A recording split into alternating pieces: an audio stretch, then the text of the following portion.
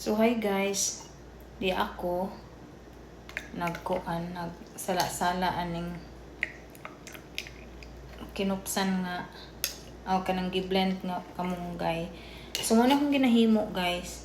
Dati is 5 times a week nako ni siya ginapatik sa akong anak nga lalaki. Akong anak ra pud nga lalaki since ka-wrestling kasi siya. So gusto na ko nga strong yung immune system, no. Tapos kung maano man siya, dili kayo siya magrabihan.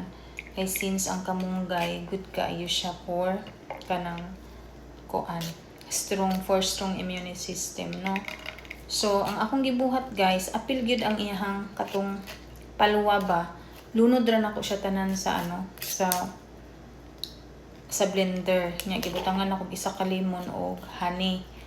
And mo ni akong ginapatik sa iyaha. Sa una, sa pag-start nako, 5 times a week din, thrice a week din karon for maintenance kanang kumbaga maintenance na niya.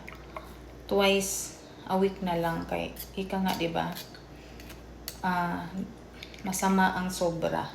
Kaya kasi nga minsan strong din to, hindi porkit malunggay to, nakakasira. Masisira yung liver mo nito kung sobra din.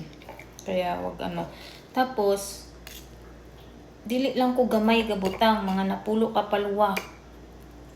Akong gi butang dili nang pareha ng duha lang ka paluwa, wala man ay silbi. Nga butangan lang nimo perting daghanang tubig. Nya sa gulan og prutas. Ang sugar sa prutas since ra gihapon gamay ra kayo ang minerals nga mabutang. So kani ako pure ni, wala siya prutas. Gamay lang siya kay ako pa man ito ngaon, mao na ni ang duha ka day niya nga maintenance nga malunggay. Nya pagkahuman ani guys, ang kinupusan ako po ning gamiton inusnos sa nawong. Kay ang kamunggay di ay nindot sa pang antioxidant siya, nindot sa panit. So kaisa pa lang nako na try guys, na-realize lang nako kay di ba ang honey good for you. Nya lime. So why not dili nako butang sa kuan which is na ako'y problem sa hormonal. So nindot siya, smooth kaayo siya pagkahuman.